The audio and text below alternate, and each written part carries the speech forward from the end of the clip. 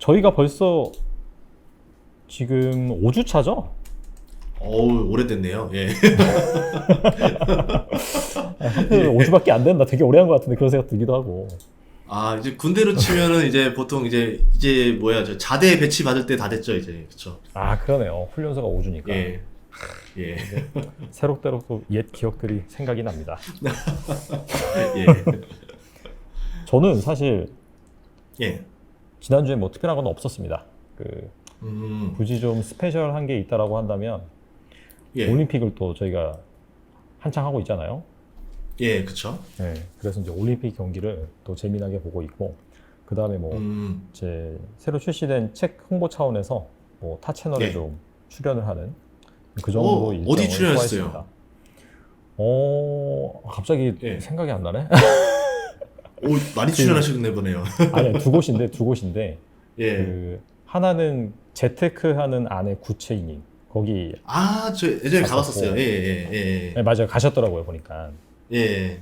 그리고 두 번째는 이분은 원래 인터뷰 콘텐츠 하시는 분이 아니에요. 그 미국 주식 멘탈이 전부다라는 채널을 운영하고 있는 신민철님. 예. 거기 이제 가서 뭐 간단하게 좀 방송을 하고, 거기가 예. 홍대 스튜디오거든요. 맞아요. 예. 아, 홍대가 아니라 합정역. 홍대인가? 아, 합정역? 예. 근데 제가 그쪽 뭐지? 그쪽 그 스튜디오 운영하시는 분이 전 예. 대표님도 여기 왔다 갔다고 하시더라고요. 아, 저기 영상다방 황금단추요? 네, 맞아요. 거기 맞아요. 네. 아, 거기는 제 단골입니다. 저희 아, 제 진짜요? 친구예요, 사장님이. 예, 그래서 아, 그렇구나. 저는 거기 보통 일주일에 한 번씩 제 서울 모든 촬영은 다 거기서 하고 있었어요, 저는. 아, 예. 야, 이게 세상이 좁다니까, 이래서 진짜. 그니까요. 아, 그러네요. 그러니까 그 친구가 장사가 잘 되고 있는 거네요. 그러니까 지금. 아, 예, 여튼 뭐 축하드립니다. 그리고 또 채널에 네. 한번 거물급이 한번 출연하셨더라고요. 최근에 보니까. 오건영 부부장님. 예. 네. 깜짝 놀랐어요. 그래서 제가 댓글도 봤더니 댓글도 다 지금 깜짝 이래가지고. 예. 팬분들이 많으시더라고요. 조회수 잘 나왔나요? 확실히. 예. 뭐 괜찮게 나왔어요. 네. 아, 축하드립니다. 예. 저도, 좀, 요새 좀, 누구 섭외할 사람 없나 해서 좀, 이제. 이게 유튜브 하시는 예. 분들의 고민이죠, 고민. 고민이죠. 항상 고민이죠. 그러니까, 항상 그 컨텐츠에 대한 고민이 매일매일 있는 것 같아서. 그래서 맞습니다. 컨텐츠 고민 때문에 전 3일 동안 영상을 못 찍고 있다가, 오늘 두 건 찍고 왔어요. 예, 이제 그동안 계속 그런 거 있잖아요. 막, 네네네. 찍어야 되는데, 아이디어가 냈는데, 스스로가 검토하더니, 스스로가 거절하는 거 있죠. 반려. 이러면서 약간, 아이디어 부실해. 안 돼. 이러면서 계속 3일 내내 커팅해서 아무것도 못하고 있었습니다. 그러다가 오늘 갑자기, 이거 좋은 아이디어가 나왔다라고 해서 오늘 촬영 2개를 하고 지금 이제 넘어온 거죠. 이게 완전히 아티스트예요, 아티스트 그냥. 맞아요. 예. 그러면 그래서 전 대표님은 예. 네. 어떻게 저는 보셨어요? 네. 한 주 동안 되게 재밌는 일을 했어요. 이제 책 때문에 이제 파주에 한번 놀러 갔었어요. 출판사에서 네네. 이제 한번 파주로 한번 오라 해서 파주에서 미팅을 했는데 마침 또 제가 책을 좋아하다 보니까 그 지지향이라는 숙소가 있어요. 그 지혜의 집이라고 책 도서관 굉장히 큰 데 있거든요. 파주에 가면. 예, 거기 위에 이제 그 게스트하우스가 있는데 거기서 좀 머물고 그리고 이제 출판사 분들이랑 대화를 하면서 좀 식사도 하고 이제 했는데 정말 후한 대접을 받아가지고 되게 좋더라고요. 정말 소고기 드셨어요, 내가 소고기? 파주에 살고 싶다라는 생각을 크게 했습니다, 진짜.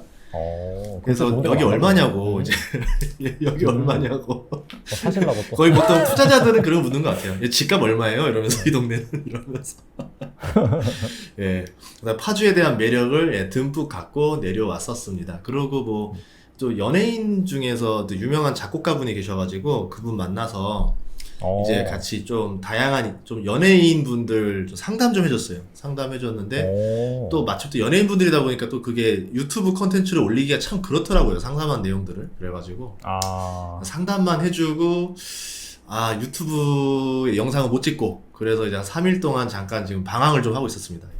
근데 연예인분 출연해서 올리면은 재밌겠네요, 진짜. 만약에 가능하다고 하면. 정말 투자들이 확실하더라고요. 그러니까 둘 중에 하나가 연예인분들은 투자하면은 제대로 투자해요. 진짜.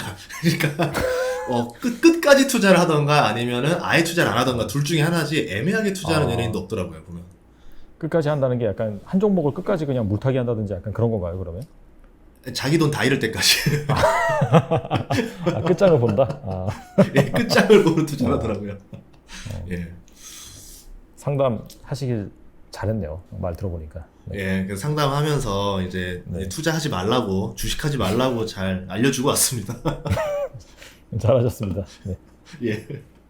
그러면 저희 이제 본론으로 들어가죠. 저희 한 주간 또 예, 그러시죠. 어떤 일이 있었는지 그 부분은 제가 또 브리핑을 예. 이번 주엔 제 차례이기 때문에 하겠습니다. 예. 일단 주 초에 그 곡물 가격 인상 관련된 뉴스가 계속해서 나왔어요. 그래서 뭐 대한제분이나 CJ제일제당, 뭐 삼양사 같은 쪽이 이제 이쪽이 이제 식품 원재료를 공급하는 그런 기업이잖아요. 그래서 밀가루 예, 그쵸. 공급 가격을 인상한다. 그런 기사가 나왔습니다. 뭐 아시다시피 최근에 국제 곡물 가격이 많이 올랐기 때문에 뭐 부득이하게 당연히 원재료 가격 인상에 따라서 공급가를 인상한다. 이렇게 밝혔고, 자, 그와 동시에 당연히 이 부분이 그 2차 가공업체에도 영향을 미칩니다. 그래서 오뚜기가 라면 가격을 11.9% 인상한다라고 이제 기사가 나왔는데 이게 저는 몰랐는데 13년 4개월 만이래요. 이렇게 인상한 게. 오랜 세월이네요, 거의. 그렇죠. 13년 4개월 만이면 거의 2008년도 이때 이제 인상을 했다가 이번에 처음 인상을 하는 거라고 합니다. 자, 그러면서 농심도 그 라면 평균 가격을 한 6.8% 정도 인상을 했는데 농심 같은 경우에는 4년 8개월 그 정도, 그 정도 만에 인상을 했다라고 하면서 최근에 이제 이렇게 인플레이션이 막 오뚜기가 발생을 촛대를 맨 하면서 거네요. 그렇죠. 뭐 근데 오뚜기는 뭐 아시다시피 정말 그동안에 인상을 안 했었어 가지고 이번에 좀 과감하게 인상을 했음에도 불구하고 그간의 뭐 물가 상승률이나 이런 것들을 감안해 봤을 때는 뭐 그렇게 큰 폭의 인상은 아니지 않나. 뭐 아무튼 그런 생각을 개인적으로 해보긴 해보고요. 그리고 이게 아시다시피 또 음식료 업체들이 가격을 인상한다라고 하는 부분은 또 투자 관점에서 또 중요하잖아요. 그쵸, 그쵸. 그래서 뭐 앞으로 뭐 단기간은 아니겠지만 좀 중장기 관점에서 이렇게 가격 인상하는 업체들을 눈여겨보면 좋지 않을까 그런 생각도 합니다. 실제로 식품주가 근데 이번 주에 근데 그렇게 많이 또 오른 느낌이 안 보여요. 보통 예전에는 뭐 하나가 오르면 가격 올렸다 그러면은 나머지들도 좀 기대감을 좀 가지면서 같이 올라가야 되는데 CJ제일제당 조금 오른 거 빼고는 딱히 요새는 안 보이거든요. 그러게요. 이게 뉴스에서는 뭐 가격 인상, 뭐 13년 만에 처음 이런 식으로 나오는데 주가는 거의 뭐 그냥 미미하게 반응을 하더라고요.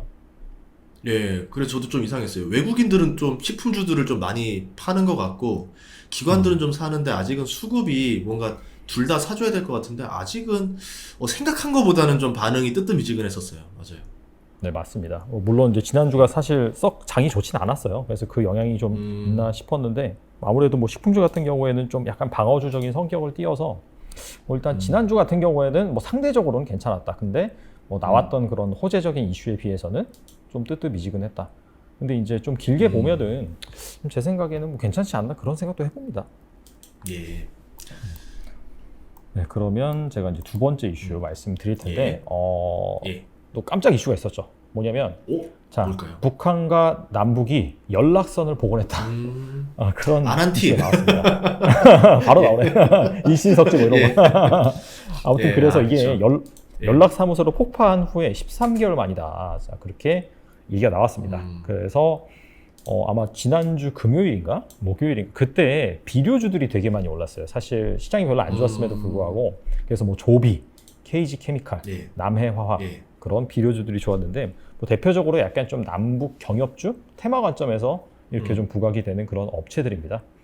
그래서 뭐 이렇게 단발성을 올랐는데 또 이제 오늘 그 김여정 노동당 중앙위 부부장이 남한서 남북 정상회담 뭐 이런 게 여론들이 막 퍼지고 있는데 너무 경솔한 거 아니냐 또 이렇게 일침을 놨어요. 그래서 오늘은 또 다시 이렇게 조정을 받는 그런 모습이 나왔는데 근데 이제 그럼에도 불구하고 이게 뭐 사실 좀 이런 뉴스에 반응하는 건 테마주들이잖아요. 그쵸, 그럼에도 테마주죠. 불구하고 이게 좀 말씀을 드린 이유는 뭐냐면 이게 이제 남북 경협과 관련된 이슈들이 앞으로 좀 더 나을 것 같다는 생각이 들더라고요. 이걸 보고. 이게 왜냐하면 또 대선이 있고 중요한 정치적인 그쵸. 이벤트가 있기 때문에 음. 좀 예. 그거에 앞서서 좀 북한과의 그런 커뮤니케이션 그런 것들이 좀 강화되지 않을까? 약간 좀 예. 그런 생각이 들어서 일단은 앞으로도 좀 지켜볼 필요는 있을 것 같아요. 뭔가 근데 남과 북이 보통 뭔가 협력을 한다. 예. 이 안에서도 보통 보면 예전에 뭐 개성공단 관련주도 있고 예전에 그렇죠. 뭐 금강산 개발주가 또 있고 요새 뭐 아까 말한 대로 비료주도 있고 예전에는 또 뭐 의약품을 전달해 준다라고 하면서 또 이제 뭐 녹십자라든가 뭐 동물 뭐 백신 이런 것도 하는 기업들이 오른 적도 있고 그 안에서도 맞아요. 테마가 또 나뉘더라고요. 그러니까 뭐 자기들 말로는 대장주라고 하는데 그렇죠. 또 이번에는 어떤 이슈가 날지 모르겠어요. 또 그래서 예전에도 아난티도 원래 대장주가 아니었거든요. 이제 뭐 대북 경협하면은 옛날에는 현대상선이었었는데 요새는 또 아난티가 맞아요, 또 그걸 맞아요. 물려받으면서 또 되고 또 이게 어디 쪽으로 또 이야기가 갈지 좀 궁금하긴 합니다. 근데 말씀해주신 대로 저도 아마 좀 또 이슈들이 많이 나오지 않을까. 이번에 뭐 중국에서 만나서 뭐 회담을 하자 뭐 이런 이야기도 봤던 것 같고 조금씩 네네. 약간 솔솔 피어오르긴 하나 봐요. 네, 뭐 미국 얘기도 좀 나오더라고요. 북한과 관련해서. 어, 그래서 아무튼 예. 이쪽은 좀 앞으로 뭔가 뉴스 플로가 더 나올 것 같아요. 특히나 이제 대선을 앞두고 예. 약간 좀 이런 부분이 더 강화되는 그런 모습이 나올 것 같고. 그래서 이런 이슈를 좀 참고하셔서 이런 걸로 인해서 물론 뭐 대부분 테마주긴 한데 혹시라도 좀 내가 뭐 투자하는 가치주 중에서 이런 이슈에 엮여 있는 기업들이 또 있을 수가 있거든요. 그래서 뭐 그런 관점에서 한번 보시면 좋겠다라는 차원에서 제가 한번 말씀을 드린 거고요. 예. 그 다음에 세 번째 이슈 같은 경우에 이 부분은 전 대표님이 지난주에 말씀해 주신 부분이에요. 이게 뭐냐면 중국, 뭘까요? 예. 중국 사교육 관련 규제, 또 IT 관련 규제. 아, 예. 예. 이게 지난주 한 수요일까지, 목요일까지 계속해서 좀 시장을 좀 들었다 놨다 하는 중요한 이슈였습니다. 그래서 이 부분 제가 다시 한번 주요 이슈로 꼽았고요. 그 다음에 예. 이거와 맞물려서 예. 미국에 상장된 중국 기업, 뭐 아시다시피 디디 출신도 마찬가지고 이쪽에 대해서 예. 중국 정부가 계속해서 태클을 걸었죠. 그러면서 뭐 미국 증시에서 이와 관련된 그런 IT 기업들이 폭락을 한다든지 그런 이슈가 있었습니다. 그래서 예. 미국 같은 경우에는 뭐 증권위원회에서 아예 중국 주식 상장 심사 이 부분을 강화하겠다 이렇게 이제 얘기가 나왔는데 중국에서 한 발 물러났습니다. 그래서 중국 증권감독관리위원회가 성명을 통해서 미국과 뭐 소통을 통해서 뭐 결과적으로는 좀 뭐 자본시장 관점에서 좀 윈윈하는 그런 그림을 그려가겠다. 일단은 그렇게 말을 해서 약간은 좀 이쪽 리스크가 좀 줄어드는 듯 하긴 한데, 근데 아시다시피 이게 미국과 중국의 패권 다툼이 이게 뭐 단기간에 끝나는 것은 절대 아니기 때문에 앞으로도 이와 관련된 노이즈가 계속 있지 않을까 생각을 합니다. 그 중에서도 저는 사교육주는 진짜 예상을 좀 뒤엎었거든요. 그러니까 미중 무역 분쟁에서 이 사교육 쪽은 어떻게 보면은 외부적인 입김보다는 내부적인 일이 많은 건데 그거를 뭐 미국 투자를 안 받겠, 뭐 해외 투자를 금지하겠다 막 이렇게 되면서 한 것도 그렇고 실제로 또 이 교육이라는 게 또 관심 있으시면 또 그렇잖아요. 이게 막상 국가가 규제한다고 이 사교육 규제가 되나라는 생각을 해봤었거든요.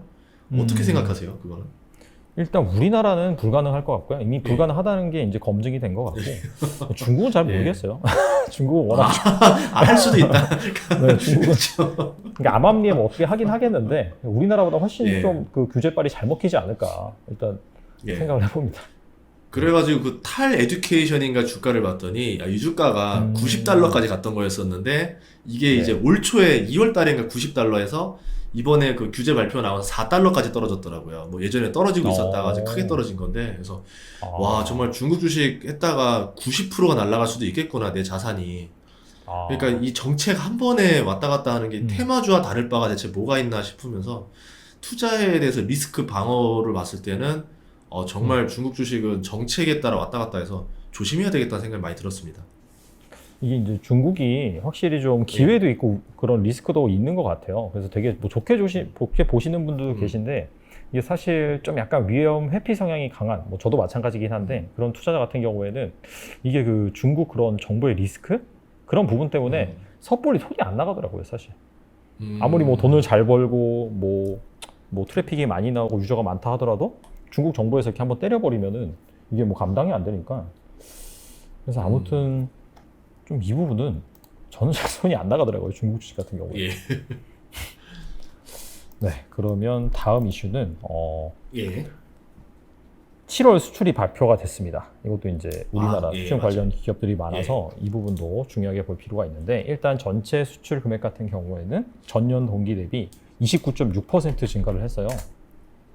그래서 뭐 증가를 많이 했다. 그러면서 15개월 연속 뭐 무역 흑자를 이어갔다. 이런 식으로 기사가 나왔는데, 그렇다면 어느 부분에서 수출이 많이 증가했나 살펴보니까 증가율이 높은 그런 품목 같은 경우에는 석유화학, 철강, 반도체, 디스플레이, 자동차 순이에요. 그런 식으로 전년 동기 대비 증가율이 높았습니다.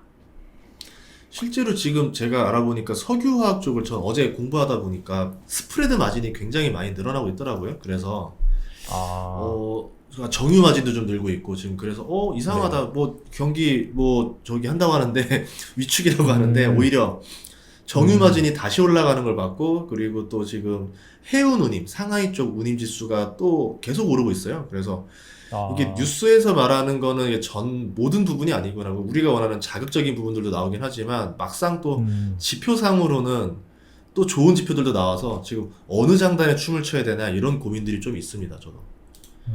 그렇죠. 이게 아무래도 뉴스에서는 좀 화제가 되는 그런 부분만 선택적으로 보도를 하기 때문에 사실 볼 때는 그 전체 그 데이터라든지 그 전체적인 관점에서 이제 볼 필요가 있습니다. 근데 뭐 아직 시장에서는 딱히 이제 이런 부분에 대해서 긍정적으로 반응을 하지는 않더라고요. 뭐 철강주 같은 경우에는 실적 발표 전까지는 좀 잘 갔다가 아직은 뭐 그렇다고 해서 완벽히 턴을 했다라고 보기도 좀 애매하고, 지금 약간 전반적으로 증시가 좀 그런 것 같습니다. 딱히 뭐 주도주라고 볼 수 있는 섹터도 좀 없는 것 같고. 네.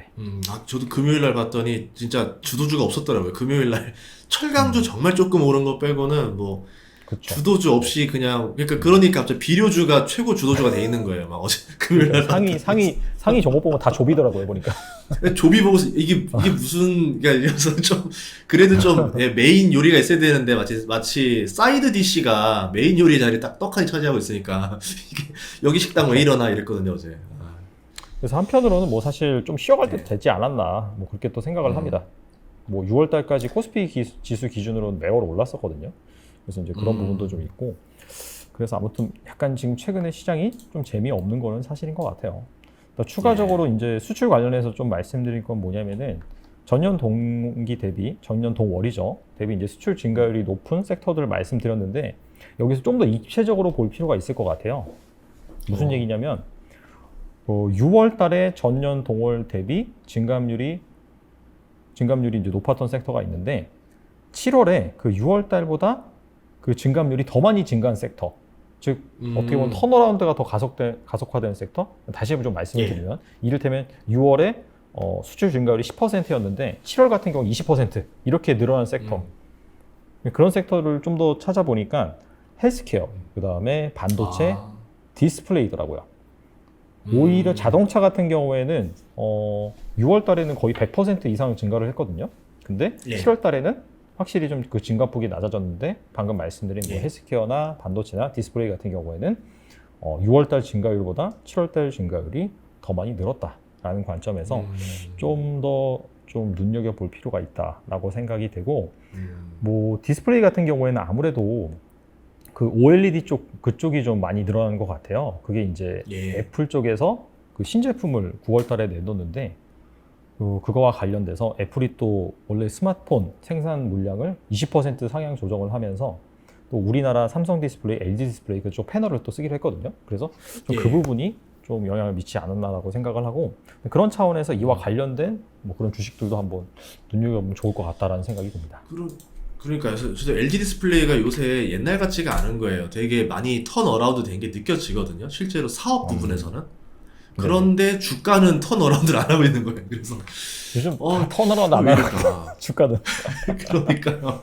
그러니까 이제 아까 말한 대로 이게 보이는데 주가는 그게 시간차가 좀 나는 것 같더라고요. 뭐 한참 뒤에 오른다던가 그랬는데 아직 하반기에 대한 전망이 살짝 지금 안 좋아 보이니까 네네. 지금의 어떤 현재 그 기세를 못 이어가는 게 좀 아쉽긴 하더라고요, 저도.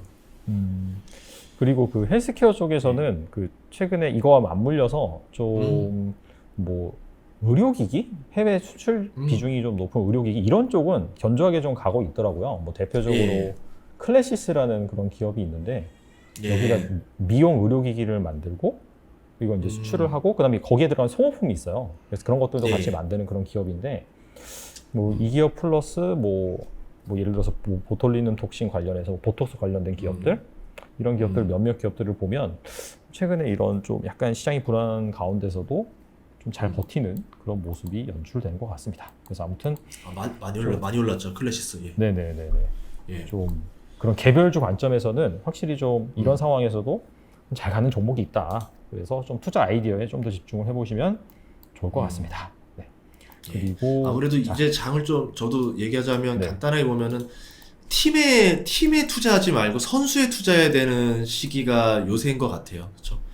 뭐 종목이라고 다 올라가는 것 같지도 않고 그냥 오르는 애는 오르는데 업종이 다 같이 오르지도 않더라고요. 지금 보니까.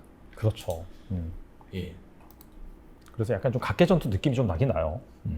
예. 그러다 보니까 내가 종목을 잘못 들고 있으면 상대적인 박탈감이 좀 심한 그런 상황이긴 해요, 사실. 그래서 요즘 보면은 재밌는 게 예. 뭐 전 대표님도 그렇겠지만 그 대화방이 좀 몇 개 있잖아요. 같이 약간 좀 뭐 예. 스터디를 한다든지 주식 얘기를 한다든지 그런 대화방이 몇몇 있는데 얘기를 안 해 사람들이 다. 오. 별 재미가 없으니까 차라리 이게 엄청 예. 떨어지거나 뭐 그런 상황이면 좀 얘기를 하거든요. 이게. 예. 근데 그쵸. 이게 지금 막 그렇게 떨어지는 것도 아닌데 뭐 주도주도 없고 그리고 개별 종목 관점에서 또 편차가 심하다 보니까 뭐 별로 얘기가 없어요.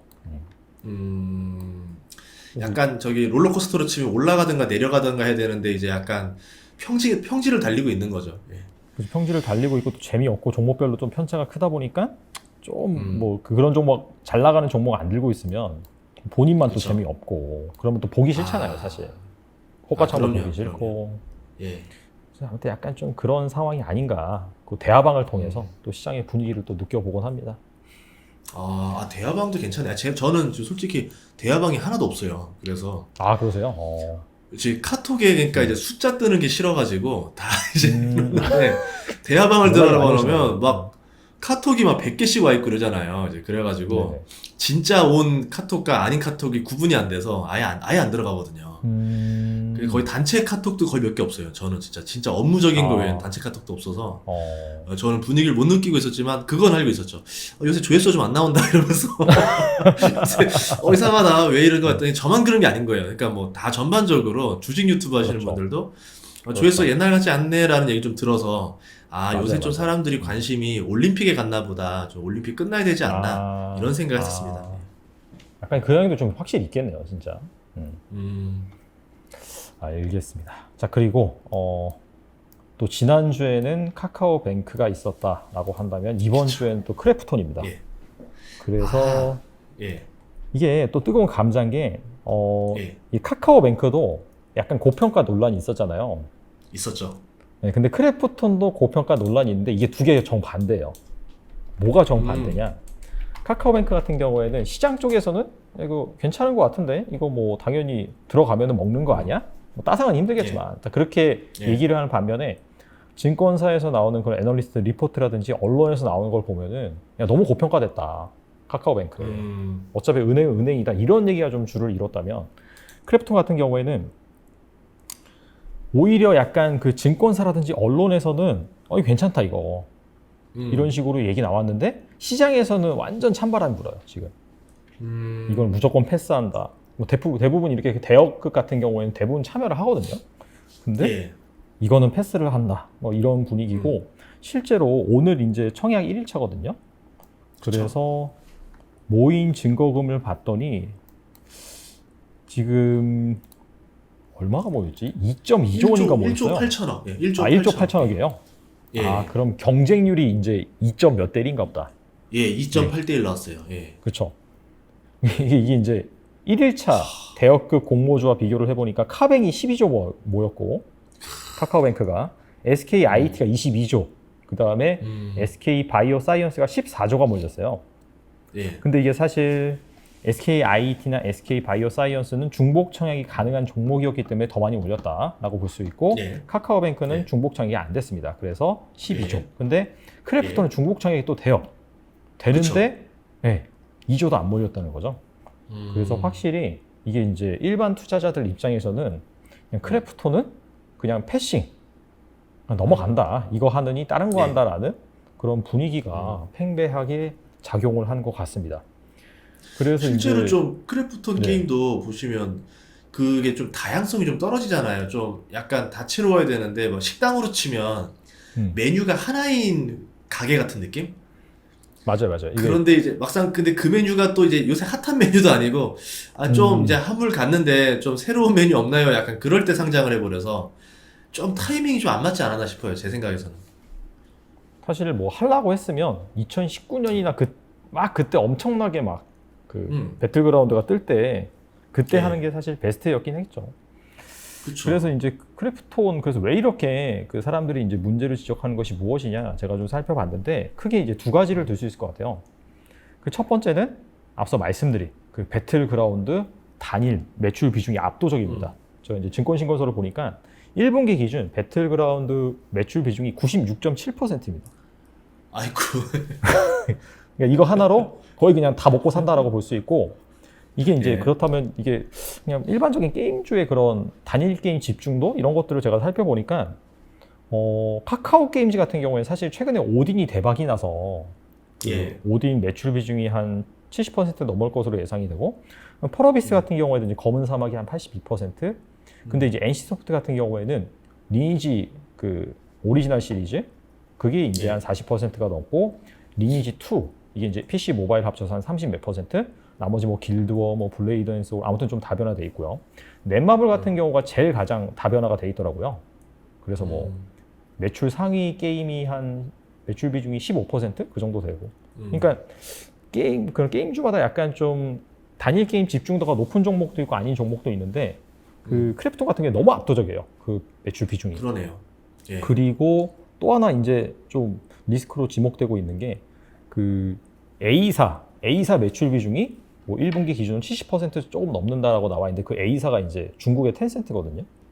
예. 근데 이게 약간 좀 구조가 희한해요. 그러니까 뭐냐면 그 텐센트가 결과적으로 이 배틀그라운드 모바일을 퍼블리싱 하는 게 예. 아니라 텐센트가 이 배틀그라운드 모바일이랑 똑같은 게임을 만들어서 약간 살짝 바꾸고 똑같은 게임을 자체 예. 개발을 한 다음에 그게 이제 화평정영이라는 게임명으로 예. 중국에 지금 서비스가 되고 있는 거예요. 즉 퍼블리셔가 아니라 그냥 자기가 자체 개발한 다음에 중국에 예. 그걸 판매를 하는 거고 그 크래프톤한테는 그냥 기술 자문료 명목으로 그냥 수수료를 지급하는 그런 구조인데 이게 왜 이렇게 될 수밖에 없냐면 사실 배틀그라운드 모바일이 중국에서 정식으로 퍼블리싱 되기 위해서는 중국에서 판호를 얻어야 되거든요. 예. 근데 이제 판호가 나오지가 않잖아요. 지금 최근에 뭐 펄어비스가 이제 뭐 간신히 하나 획득을 했는데 그러니까 이제 그런 상황이다 보니까 약간 좀 우회하는 그런 느낌으로 이제 매출을 발생시키고 있는 건데 이게 약간 좀 애매하다는 거죠. 사실 증권가에서 보기에는. 그쵸. 뭐 사실 텐센트가 근데 그럼에도 불구하고 이제 텐센트가 뭐 입을 쓱 닫고 그냥 이거 내 거야라고 할 가능성은 낮다고 보는 게 텐센트가 어차피 이제 크래프톤의 2대 주주긴 합니다. 지분을 한 예. 15% 정도 가지고 있어서 근데 아무튼 그런 부분이 있긴 하지만 그럼에도 불구하고 만약에 뭐 중국 당국에서 야 이거 우회 매출 아니야? 라고 그렇게 할 수도 있는 부분 아니냐라는 얘기도 뭐 나오고 있고 할 수 있죠. 충분히 가능하죠. 예. 네, 그래서 약간 좀 그런 부분 때문에 그 좀 할인을 많이 해줘야 되지 않냐라는 얘기가 좀 나오고 있습니다. 이게 이제 대표적인 크래프톤의 리스크다라고 이제 볼 수가 있고 그래서 이제 뭐 국내 게임 4사들 뭐 카카오 게임즈, 넷마블, 뭐 펄어비스, NC소프트 얘네들이 받는 PR을 그대로 줄 수가 없다. 그렇게 이제 볼 수가 있는 거고 그래서 좀 공모주 이 부분이 좀 저조하지 않나 뭐 그렇게 생각을 해보는 바예요. 저도 어떻게 생각했냐면 크래프톤 같은 경우는 그냥 이렇게 저번 주 얘기했었나요? 그냥 크래프톤은 게임 회사가 아니라 그냥 배그 회사다. 이제 그래서 아, 그리고 보통 제가 이제 카카오 청약 같은 경우는 유튜브로 영상을 찍었지만 크래프톤은 애초에 처음부터 찍을 생각이 없었어요. 그냥 아예 패스. 그러니까 제가 느끼기에도 뭔가 대중의 말에서 나오는 그게 안 들려요. 트래픽이 없는 거예요. 그래가지고 차라리 이거 말고 다음 것도 또 큰 게 많다 보니까 사람들이 이거 건너뛰고 많죠. 가자 이러는 분위기 같아요. 예. 확실히 좀 8월 달에 많고, 그래서 근데 이제 기관 쪽에서는 또 좋다라고 얘기를 해요. 근데 아무래도 이제 크래프톤이 게임주다 보니까 결과적으로 신작이 중요하잖아요. 그래서 그쵸. 지금 이제 신작 지금 뭐 사전 예약하고 있는 게, 이것도 어차피 배틀그라운드 시리즈긴 합니다. 배틀그라운드 예. 뉴스테이트라는 그런 신작인데, 기존에 이제 배틀그라운드를 훨씬 더 이제 발전시켰다라고 보시면 될 것 같아요. 그래픽적으로나 뭐 세계관적으로나 뭐 기술 등등. 그래서 이제 뭐 기존의 배틀그라운드가 리니지다라고 한다면 배틀그라운드 뉴스테이트 같은 경우에는 리니지 2 그렇게 이제 보시면 될 것 같고, 그래서 이제 이 부분이 얼마나 그 정식 런칭을 했을 때 매출을 잘 발생시키냐, 그게 이제 핵심일 것 같습니다. 그래서 그 부분이 되게 자기가 봤을 때는 정말 잘 될 것 같다라고 한다면 뭐 투자도 해볼 수 있다라고 개인적으로 뭐 생각을 하고, 근데 아무튼 시장 분위기 자체는 워낙 지금 좀 안 좋기 때문에, 그래서 오히려 약간 그런 생각도 들더라고요. 아예 그냥 청약을 하지 말고 딱 그 상장을 했을 때 이러한 시장 분위기를 반영을 해서 주가가 공모가보다 막 떨어지는 거예요. 아, 가능하죠. 예. 네, 그러면은 그때 그냥 좀 장기적으로 좀 나쁘지 않게 보는 사람들 같은 경우에는 뭐 그때 좀 들어가봐도 뭐 괜찮다라는 생각을 좀 해보고요. 그 다음에 또 이제 이게 분위기가 워낙 안 좋으니까 지금 작업 같은 걸 좀 하고 있는 것 같아요. 이를테면 이제 주말에 나온 기사인데, 그 크래프톤 쪽에서 일부러 그 기관 투자자들한테 물량을 배정을 하는데, 장기 투자 성향을 갖고 있는 기관 투자자들한테 물량을 90% 배분을 한다라고 하더라고요. 아, 홀딩하라는 얘기네요. 그렇죠. 아예 그냥 우리 기관인들이 이제 락업 걸고 하잖아요. 의무보유 확약이라고 해서 일부러 이제 그걸 좀 많이 하는 그런 기관들한테만 거의 90% 정도 배정을 한다라고 합니다.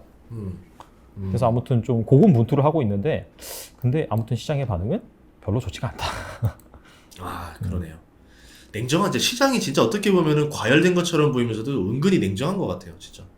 네, 그래서 뭐 일단은 뭐 상장을 할 때 한번 지켜보면 좀 재밌을 것 같습니다. 그 이후에 좀, 그리고 뭐 크래프톤이 보면은 사이즈가 워낙 크기 때문에 코스피 200 특례 편입, MSCI 지수 또 편입 이런 이슈가 있긴 하거든요.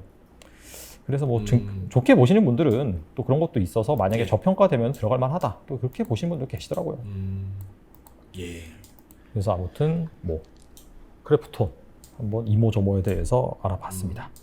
자, 그렇다면 오늘 메인 이슈, 네, 바로 이제 가야죠. 우리나라에서 가장 많은, 저는 크래프톤이 메인 이슈인 줄 알았어요. 아니 하다 보니까 시간이 많이 우리 됐네. 이제 우리 에피타이저 감자 스프예요. 이제 크래프톤은 감자 스프고 이제 메인 디시 나옵니다. 에피타이저 너무 많이 먹은 것 같은 그런 느낌이 드는데 배불러요. 메인 디시를 약간 좀 간소하게 하는 수밖에 없을 것 같습니다. 자, 아닌데. 오늘의 그런 메인 주제는 바로 500만이 넘는 주주를 가지고 있는 뭐 삼성전자. 삼성전자 얘기하면은 당연히 뭐 SK 하이닉스 얘기도 할 수 있을 것 같고, 삼성전자가 아시다시피 뭐 얼마 전에 그 2분기 실적을 발표를 했죠. 그래서 실적이 잘 나왔습니다. 뭐 매출액도 늘었고 영업이익도 뭐 50% 늘었고 시장의 기대치를 또 넘어서는 그런 실적을 기록을 했는데, 사실 주가도 영 시원치 않고요. 그 다음에 증권사에서는 계속해서 목표가를 하향 조정하고 있습니다. 그래서 이 목표가 하향 조정한 얘기를 좀 말씀을 드리면, 유진투자증권 같은 경우에는 10만 5천 원에서 10만 원, 하이투자증권은 9만 4천 원에서 9만 2천 원, 미래에셋투자증권 같은 경우에는 11만 3천 원에서 10만 원. 자, 이렇게 대표적으로 3개의 증권사가 삼성전자의 목표가를 하향 조정했습니다. 그래서 그 논리가 무엇이냐 살펴보는 것이 중요한데, 그쵸. 일단 내년 상반기에 반도체 업황이 불확실하다. 그리고 약간 비대면 수요, 뭐 언택트 수요 이게 약간 좀 둔화됐다. 그리고 이 메모리 설비 투자액 이런 것들이 좀 상향 조정됐나 봐요, 최근에. 그러니까 증설을 많이 한다 그러면 당연히 이 공급 과잉이 발생하고 반도체 가격이 떨어질 수 있다. 그런 얘기도 나오고요. 그 다음에 또 메모리 반도체 업체들의 전반적으로 주가가 최근에 별로 좋지 않았기 때문에 그냥 주가가 하락하면서 이익은 그대로인데 주가가 하락하면서 PER 배수, 즉 멀티플이 하락하잖아요. 자, 그러면서 목표 주가를 낮춘다. 뭐 그런 얘기도 있었습니다. 그래서 이게 쟁점은 그런 것 같아요. 이게 이제 내년 상반기 반도체 업황이 불확실하다. 근데 반대로 얘기를 하면 올해까지는 돈을 잘 번다는 얘기긴 하거든요. 그쵸. 근데 이제 내년이 뭔가 불확실하고 내년에 뭔가 매력적인 그런 부분이 없기 때문에 좀 시장에서는 주저하는 뭐 그런 성향이 강한 것 같고, 그 다음에 이제 그 한 가지 또 제가 추가로 말씀드리고 싶은 건 뭐냐면, 그 애널리스트들이 목표가를 올리고 내리고 하는 게 그렇게 크게 의미는 없어요. 제 개인적으로 봤을 때는. 그게 왜 그러냐면, 그 예전에 그 금융위에서 그 애널리스트들의 그 목표가, 그거랑 현재 주가의 예. 괴리율을 그 애널리스트 리포트에 제시를 하게끔 했어요. 음. 그게 이제 왜 그러냐면, 너무나 그 현재 주가와 목표가의 괴리가 커서 그 투자자들로 하여금 혼란을 불러일으킨다라는 그런 뭐 얘기가 나오면서, 아예 그러면 그 부분을 명시를 해서, 또 속된 말로 너무 차이가 많이 난다라고 한다면 그쵸. 약간 예. 좀 평가 그런 관점에서는 좀 별로 안 좋게 나올 수 있는 좀 그런 제도가 마련이 돼서, 사실 그 부분 예. 때문에 주가 오르면 그 목표가 좀 올리고, 그다음에 주가가 내려가면은 목표가 좀 내리고, 약간 그런 생각이 좀 있거든요. 약간 그 예전에 말 달릴 때 보면 앞에다가 당근 살짝 앞에다 두는 거네요. 약간 이제 그쵸, 그쵸. 예. 신나게 달리고 달려도 목표가가 더 앞에 있는 거잖아요. 결국은. 맞습니다. 그래서 제 생각에는 사실 애널리스트들이 목표가 내리는 것 같은 경우에는 좀 최근에 삼성전자, 뭐 SK하이닉스 주가가 1월에 딱 고점 찍고 그 뒤로부터 계속해서 흘러서 좀 괴리율을 축소하고자 좀 그런 측면이 있다라고 개인적으로 생각을 하고, 그래서 중요한 건 이제 그 논리를 보는 게 중요한데, 아무튼 간에 뭐 방금 말씀드린 그런 부분이고, 근데 이제 반면 그럼 이게 부정적인 얘기만 있냐라는 관점에서 살펴보면, 그 외국계 증권사 그 크레디트 스위스 여기 같은 경우에는 최근에 삼성전자의 목표 주가를 12만 6천 원으로 제시했어요. 12만 6천 원. 그래서 높겠네요. 진짜 높겠네요. 그쵸. 지금 주가보다 거의 한 60% 높은 수준일 거예요. 예.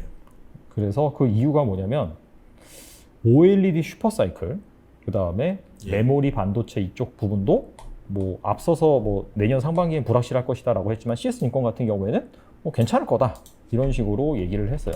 그래서 그 다음에 이제 OLED 슈퍼사이클 이 부분이 이제 어떤 논리인지 제가 좀 찾아보니까, 앞서 제가 살짝 말씀드린 그런 부분인데, 애플 아이폰 있잖아요. 이게 이제 9천만 대로 20% 상향 조정됐고, 그래서 이제 OLED 패널이 한 1억 2천만 개 정도 들어가는데, 이 중에서 이제 삼성 디스플레이가 7천만 장, 그리고 LG 디스플레이가 5천만 장을 각각 담당을 한대요. 그래서 뭐 이런 부분에 있어서 디스플레이 쪽도 좋을 것이다 라는 그런 논리를 좀 들은 부분이 있고, 그 다음에 하나금융투자 이쪽도 이제 삼성전자에 대해서 좀 긍정적인 그런 의견을 제시를 했는데, 일단 삼성전자의 이번에 실적을 딱 열어보니까 반도체 쪽이 거의 절반 이상을 했거든요. 상당히 잘 나왔습니다. 근데 이게 뭐 단순히 가격이 견조하고 그런 부분도 분명히 있지만, 이게 공정 미세화 있잖아요. 이 미세화 공정을 한 단계 더 업그레이드하면서 원가를 많이 절감을 했다는 거죠. 그래서 마진을 좀 많이 확보를 하다 보니까 그런 부분에 있어서 좀 체질 개선이 됐다. 그래서 뭐 시장에서 우려하는 그런 뭐 가격이 어느 정도 좀 내려온다 하더라도 그래도 좀 다른 경쟁사보다는 마진이 좋을 것이다. 좀 그런 식으로 간접적으로 좀 얘기를 했고, 근데 이제 삼성전자가 그럼에도 불구하고 왜 이렇게 안 오르냐 주가가, 그게 뭐냐면 너무 복잡하다는 거죠. 그 메모리 반도체, 비메모리 반도체, 스마트폰, 가전, 디스플레이, 그다음에 뭐 자동차 부분도 조금 있죠. 그래서 이런 것들이 너무나 복잡하기 때문에 이게 뭔가 투자자들한테 있어서 뭐 좋다라고 설명하기가 좀 애매하다는 거예요. 그러니까 지주사 느낌이네요, 거의. 그렇죠. 약간 좀 TSMC나 뭐 이런 기업들은 어차피 파운드리 딱 하나 있잖아요. 그래서 야, 우리 파운드리 돈 잘 벌어. 그래? 괜찮네. 이게 이렇게 단순하게가 되는데, 삼성전자는 워낙 여러 가지 좀 복합적인 그런 사업 부분이 얽혀 있다 보니까 시장에서 인식하기로는 좀 약간 헷갈릴 수가 있다. 그런 식의 얘기를 좀 하더라고요. 근데 아무튼 간에 하나 안 그래도 똑같은 생각했던 게, 파주에서 내려오는 날 운전하면서 내려왔거든요. 그러다 보니까 저도 모르게 이제 고덕부터 시작해서 아산 디스플레이까지 해가지고 삼성 라인을 그대로 다 운전하면서 온 거예요. 이제 다 지켜보면서 느꼈던 게 똑같은 생각했어요. 그러니까 비메모리 반도체만이라도 따로 물적 분할해서 좀 약간 뭐라고 해야 될까? 잘 나가는 사업들을 좀 따로 자회사를 한다던가 계열 분리를 한다던가 해가지고 조금 더 가벼운 몸집으로 만들어주면 더 좋을 것 같은데 삼성전자 입장에서 지금 뭔가 약간 그런 과감한 결정들이 안 나오고 있는 게 아닌가 좀 아쉬운 것들이 많더라고요. 이게 그 뭐지? 방금 말씀해 주셨는데 이게 2012년부터 계속해서 나왔던 얘기긴 해요. 뭐냐면 파운드리 사업 부문 분할. 이게 이제 약간 이게 항상 좀 불안불안할 때 주가가 안 좋을 예. 때 조금씩 나왔던 그런 얘기인데 아마 한 2주 전인가? 1주 전인가? 예. 그때 이제 머니투데이에서 또 그 얘기가 나왔어요. 그 파운드리 아. 사업부 분할 얘기가 또 나왔는데 그게 이제 그 사실 2020년, 2019년인가 그때부터 이제 삼성전자가 비메모리 2030 비전을 발표를 하면서 이쪽에 이제 100조 원이 넘는 그런 금액을 투자하고 TSMC를 따라잡겠다라고 이제 선언을 했는데 사실 그 이후로 이 점유율이 좁혀지지가 않았습니다. TSMC가 계속해서 그냥 시장에서 50% 이상 계속해서 하고 삼성은 20%를 달성을 못 하더라고요. 근데 이제 그 이유가 TSMC가 이제 말하는 슬로건이 있거든요. 그게 뭐냐면 고객과 경쟁하지 않는다요. 그 얘기는 뭐냐면 나는 파운드리만 해. 나는 뭐 그쵸, 그쵸. 반도체 설계, 팹리스 이런 거 안 해. 나는 그냥 너희들이 잘 설계해주면 난 만들어주기만 할게. 난 너희랑 경쟁 안 해. 근데 삼성 같은 경우에는 비메모리 반도체 부문에서 자체 설계도 하고 있고요. 뭐 AP 시스템이다. 그 다음에 그 CIS 이미지 센서 같은 경우에 그 다음에 파운드리를 하고 있잖아요. 그러니까 그렇죠. 그 삼성한테 외주를 맡기는 팹리스 업체 입장에서는 이게 쟤네들 어차피 나중에 내 잠재적인 경쟁사인데 라고 하는 그런 좀 그게 있다는 거죠. 그렇죠, 그렇죠. 네, 그래서 이게 이제 그 논리가 되는 그 성립이 되는 거예요. 이를테면 그래서 이제 결과적으로 삼성전자가 이 뭐냐 그 TSMC를 어느 정도 따라잡기 위해서는 파운드리를 분사를 해야 된다. 그런 맞아요. 얘기가 나오고 있는데 근데 이제 문제는 또 있어요. 그게 과연 주주들한테 좋으냐 그런 부분이 또 있거든요. 이게 왜냐면은 사실 예전엔 안 그랬는데 LG 화학 그때를 시작으로 하면서 물적 분할만 하면은 급락을 합니다. 이게 주가가 급락을 해요. 예. 네. 예. 그래서 이게 뭐 사실 삼성의 전체적인 그런 그룹 관점에서 봤을 때는 파운드리를 분할을 해서 이 고객과의 이해상충 관계를 없앤 다음에 어떻게든 키우는 게 좋아 보일 수 있으나 이게 주주 관점에서 봤을 때는 과연 그게 좋은 선택이냐. 그래서 좀 그런 문제도 좀 자리하고 있어서 좀 이게 쉽지 않은 결정인 것 같아요. 이게. 그냥 제가 지금 저도 사업을 하나 하고 있잖아요. 저도 이제 네네. 유튜브도 하지만 사업을 따로 하고 있는데 저희 사업 구조가 삼성전자랑 굉장히 비슷합니다. 그러니까 나름 난해한 구조를 가지고 있어요. 그 약간 딜레마만 삼성전자인데요. 그래서 네네네. 이게 분할을 하자니 이게 뭐냐면 그래도 자금을 유동적으로 그러니까 신사업에 몰아주기는 또 회사를 합치는 게 좋고 그래서 네. 또 쪼개자고 생각도 쪼개지 않으면은 아까 말한 대로 고객사의 눈치가 좀 보이는 것도 있고 이제 이러면서 저도 여러 고민이 많은 회사인데 저희 회사도 그 삼성전자도 근데 제 생각에는 뭔가 조금 더 확실한 게 나와졌을 때 그때 좀 더 고민하지 않을까 생각해. 그러니까 LG화학도 그동안 계속 달고 있다가 결국 이제 배터리 산업이 이제 눈에 확실히 보였을 때 물적 분할을 다 치고 들어갔잖아요. 그러니까 삼성전자도 뭔가 이제 승부를 걸 때 그때 한번 쓰지 않을까? 저도 그렇게 생각을 해봅니다. 그리고 뭐 분할 방법이 물적 분할만 있는 게 아니라 인적 분할이 있으니까. 그렇죠. 예. 또 이런 거 인적 분할로 진행을 하게 된다면 또 이제 그런 이슈는 또 없어지고 아무튼 뭐 그거는 뭐 알아서 잘 하겠죠. 투자하고 싶어가지고 저도 약간 파운드리만 따로 떼주면 파운드리만 떼주면 따로 투자하고 싶더라고요. 근데 파운드리는 전 좋게 봐요. 개인적으로 길게 봤을 때. 그쵸. 사실 부가가치는 메모리보다는 비메모리가 더 크긴 하니까. 예. 그리고 그 또 이제 그 인텔 얘기를 좀 잠깐 하면 인텔의 팻 겔싱어 이분이 이제 인텔의 CEO로 최근에 복귀를 했습니다. 그러면서 지난 26일 날 기술 전략 설명회에서 2024년부터 2나노 공정 제품을 양산하고 2025년에는 1.8나노 공정에 들어갈 것이다. 근데 사실 인텔이 작년인가요? 그때 이제 더 이상 7나노 공정도 포기하고 이제 그쵸. 생산 쪽에서는 경쟁력을 잃었다라고 이제 시장에서 평가를 했는데 근데 그쵸. 이제 그 팻 겔싱어가 사실 인텔에서 30년 근무를 했고 최연소 CTO 출신입니다. 근데 이제 이분이 이제 딴 회사에서 이제 뭐 CEO 이런 걸 하다가 그 전에는 또 인텔 같은 경우에는 그 재무 책임자 CFO 출신이 이제 CEO를 했는데 이 막상 해보니까 좀 아니다라는 평가가 들면서 다시 이제 팻 겔싱어, 즉 기술 전문 분야의 CEO를 들여서 이제 인텔도 본격적으로 이런 그 파운드리 경쟁력을 강화하겠다, 생산 쪽 경쟁력을 강화하겠다라고 나선 부분인데, 그래서 이제 이게 뭐 쉽지는 않을 거라고 이제 생각이 들어요. 이제 그럼에도 불구하고 그 미국에서 지금 사실 뭔가 생산 쪽에서 담당할 수 있는 기업이 인텔밖에 없거든요. 나머지는 다 그 설계한 회사입니다. 뭐 퀄컴, AMD 뭐 등등. 이게 그러다 보니까 이제 사실 TSMC랑 삼성전자를 적극적으로 미국 본토에 유치를 하려고 하는 거거든요. 미국 정부 차원에서. 예. 근데 이제 그 두 기업은 어차피 외국 기업이고, 그러다 보니까 그쵸. 자국 기업에서도 뭔가 생산을 할 수 있는 그런 기업이 필요한데 사실 인텔밖에 없다는 거죠. 그래서 이거와 맞물려서 팻 겔싱어가 이제 복귀를 하고, 기술 그 CTO 출신 CEO가 복귀를 하고, 그래서 일단은 이게 이 나노 공정을 계속해서 잘 할지는 모르겠으나 확실히 좀 눈여겨볼 필요는 있다라고 이제 생각을 하고, 예. 그래서 그런 차원에서 이제 뭐 삼성전자를 둘러싼 불확실성이 뭐 커지는 것이 아니냐, 뭐 이런 얘기가 나오고 있는데, 그쵸. 또 이제 이거는 약간 좀 생뚱맞은 얘기가 될 수가 있는데, 개인적으로는 이제 8월 15일 전후를 좀 주목해 봐야 된다고 생각합니다. 왜 8월 15일일까요? 이게 왜냐면 이제 그 약간 그 광복절 특사 얘기가 좀 나오고 있거든요. 아하.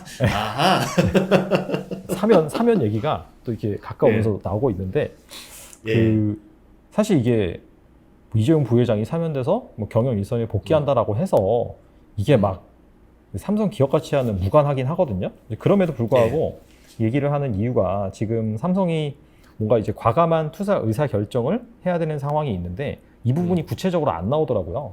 지금 뭐 그쵸. 미국의 파운드리 공장 짓는 부분도 그냥 짓겠다라고만 하고 구체적으로 어느 지역에 짓겠다라든지 뭐 그런 게 발표가 안 나와요.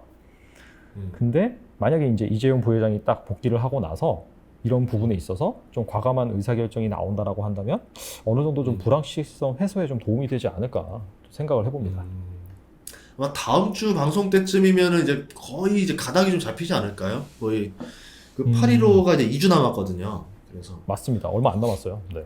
예, 그래서 아마 다음 주 주제쯤 되면 아마 나오지 않을까 싶은데 저는 나오지 않을까라는 생각을 좀 하긴 해요. 이제 저도 살짝 왜냐면 좀, 예. 왜냐면 지금 상황상, 그러니까 흐름상 봤을 때 한 번쯤 나와야 되지 않을까. 요새 이제는 좀 삼성도 뭔가 100조라는 현금이 쌓아놨는데 이거를 그쵸. 이제 결국은 투자를 하긴 해야 되는 상황이거든요. 아니면 그 생각도 해봤어요. 그러니까 삼성이 투자를 안 하니까 너무 찝찝한 거예요. 혹시 남들은 다 공급 과잉이 우려될 정도로 과감하게 투자할 때 오히려 투자를 안 해버리는 게 오히려 지금 잠깐 단기적으로 한 타이밍이 경제적으로 어려울 걸 예상해서 한번 쉬고 들어가려는 건가? 지금 뭐 그런 생각도 해보고, 지금 진짜 아까 말한 대로 8.15 특사가 나오고 나서 그때 결정을 봐야 삼성이 미래를 어떻게 생각하고 있는지 그림이 좀 그려질 것 같아요, 저도. 맞습니다. 그래서 그런 차원에서 또 보면 이게 또 이건 제 개인적인 생각이긴 한데, 그 삼성이 또 올해 초에 그 예전에는 그 주주 환원 정책 같은 경우에 그 3년 플랜을 정해놓고 이렇게 뭐 잉여현금 흐름에 50%씩 그렇게 하다가 막판에 이제 몰아서 추가 잔여 제한이 발생하면은 그 막판에 몰아서 한 번에 이렇게 환원을 하겠다라고 해서 작년 말에 사실 폭탄 배당이 나온 건데, 올해 초에 발표된 주주 환원 정책을 보면 이게 3년치를 한꺼번에 몰아서 하는 게 아니라 1년마다 이렇게 할 수 있다라고 이제 얘기를 한 부분이 있거든요. 그래서 이제 사실 지금 삼성이 돈은 지금 잘 벌죠. 실적 잘 나오고 하는데 주가는 안 올라요. 근데 연말에 이렇게 돈을 잘 벌머로 인해서 잔여 재원이 발생을 하고, 그 다음에 이 부분이 추가 주주 환원 그런 관점에서 뭐 배당을 늘려준다든지 그런 게 좀 발생하면은 좀 좋지 않을까, 또 그런 생각도 좀 해봅니다. 그렇게 볼 수도 있겠네요. 예, 그럼 우리 질문이 좀 이제 좀 질문 받아서 한번 좀 이야기를 해볼까요? 그러면 질문 하나를 제가 먼저 온 걸 하나 골라볼게요. 그러면 야, 재밌는 거 하나 있네요. 우리 박동희 님이 제 고민은 달란트 전인구님의 주식 고민은 무엇인지 궁금합니다. 오. 되게 범위가 넓으면 넓고 좁으면 좁은데, 예, 뭐 우선은 되게 좀 약간 라이트해서 좋은 것 같아요. 우선 저 먼저 대답을 하도록 하겠습니다. 네. 주식 고민에 뭐가 있냐면, 저는 요새 스태그플레이션 얘기가 자꾸 나와가지고 아니라고 생각하지만 그래도 혹시 몰라서 자꾸 보다 보면 뭐 하나가 불안하냐면 그러니까 항상 사람이 뒤가 불안하면 안 되거든요. 뭐 투자를 하려고 할 때. 근데 지금 아, 유일하게 좀 불안한 것 중에 하나가 중국의 약간 부채 문제? 그리고 중국의 지금 정책들 이것 그리고 지금 아까 말한 인텔까지 생각을 해보면 네. 미국과 중국이 점점 꽁꽁 틀어 막는 느낌인 거예요. 예, 자유로운 것보다는 뭔가를 좀 더 계속 쪼여나가는 느낌이 들면서 이러다가 한판 붙겠네. 약간 그 경제적으로 어떻게 붙으려고 하는 거지? 그래서 지금 계속 하는 것 같고 뭐 헝다그룹 주가 무너지는 거 보면은 와 지금 중국 쪽도 부채 문제가 심각한 거 아닌가? 부동산 문제가 정말 심각한 거 아닌가? 그러니까 우리가 알려진 거보다 뒤에 있는 문제들이 대체 뭘까? 앞으로 동계올림픽을 해야 되는데 왜 자꾸 이런 지표들이 나오고 이런 발표들이 나올까? 그러니까 이때 나와야 될 뉴스들이 아닌데 나온 것들이 나오고 있어서 그것들에 대한 조금 의심이 가서 투자 비중을 늘려야 되나 줄여야 되나 요새 금을 사야 되나 말아야 되나 이런 고민도 많이 하고 있습니다. 예. 그렇군요. 저의 주식 고민은 좀 최근 시장이 좀 재미가 없어서 그 부분에 있어서 약간 좀 스트레스를 받고 이게 약간 좀 결과적으로 자신과의 싸움이거든요. 예. 그러면서 그 좀 한마디로 좀 이렇게 리밸런싱을 해야 되나 말아야 되나 좀 그런 고민들 최근 약간 시장 상황에 따라서 그리고 추가적으로 이게 사실 저는 좀 다시 리오프닝 그 다음에 경기 민감 그쪽이 다시금 갈 거라고 생각을 하는데 아직까지는 좀 그런 부분이 안 보여서 이게 어느 정도 타이밍에 다시 갈까 좀 그런 부분이 좀 고민이긴 합니다. 사실 고민이라기보다도 약간 좀 조바심 그런 거라고 볼 수가 있겠죠. 어떻게 보면은 예. 이게 항상 내 마음대로 시장이 가는 게 아니기 때문에 내가 생각했던 거와 반대로 간다든지 아니면은 약간 좀 타이밍이 어긋났을 때 그런 부분에 있어서 야, 이게 언제까지 이렇게 될라나 하는 그런 부분에 대한 뭐 조바심 그런 부분이 있을 것 같아요. 제 생각에는. 예. 네, 여기 보시면 김동훈님께서 질문을 주셨는데 혹시 프레드 지표를 사용하신다면 두 분께서는 어떻게 사용하는지랑 자료를 볼 때 꿀팁이 있는지 궁금합니다.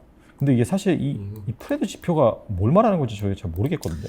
아, 이게 가끔 뭐 별의별 지표들이 다 나와요. 뭐 금리라던가 뭐 국채 수익률 그러니까 뭐 보통 저는 이제 인베스팅을 이제 많이 쓰니까 이제 거기서 많이 추출해서 쓰는데 뭐 우리가 알고 있는 경제 지표들 뭐 이제 미국 뭐 세계 경기 뭐 이런 것들 지표들 쓰는데 나오긴 합니다. 근데 저 같은 경우는 예전에 그거 뭐죠? 버핏 지수 알아낼 때 이제 뭐 각 나라의 GDP 그리고 그거를 그대로 계산해서 뭐 이제 부채 비율까지 다 계산해서 할 때 있잖아요. 네. 그럴 때나 조금 쓰고 막상 잘 안 가게 돼요. 한 3개월에 한 번, 6개월에 한 번 갈까 말까. 저는 뭐 딱히 그때 이슈 있을 때 들어가지 막 그거를 일부러 막 체크하진 않습니다. 저는. 저 같은 경우에는 저도 이제 매크로 지표를 막 다양한 걸 막 챙겨보는 그런 스타일은 아니고요. 예. 자주 보는 게 결과적으로 이제 시장 금리 이 부분이랑 그 다음에 뭐 중앙은행의 기준금리 그러다 보니까 당연히 이제 물가 상승률 그런 부분들을 잘 참고해서 보고 있고 왜냐하면은 그 아시다시피 그 주식시장의 4개라고 해서 그 봄, 여름, 가을, 겨울이 있잖아요.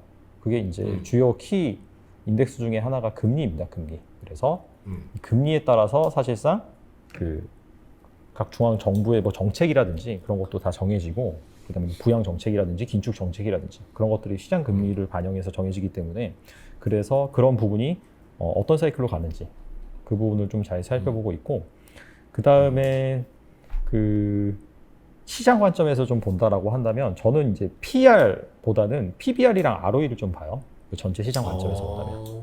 그러니까 PR은 왜 그러냐면 그 이게 결과적으로는 주가 나누기 EPS 이 두 가지 변수인데 이 두 가지 변수로 그 나타나는 게 PR인데 그 주가가 변하거나 아니면 EPS가 크게 변해버리면은 PR이 좀 많이 바뀌거든요. 그게.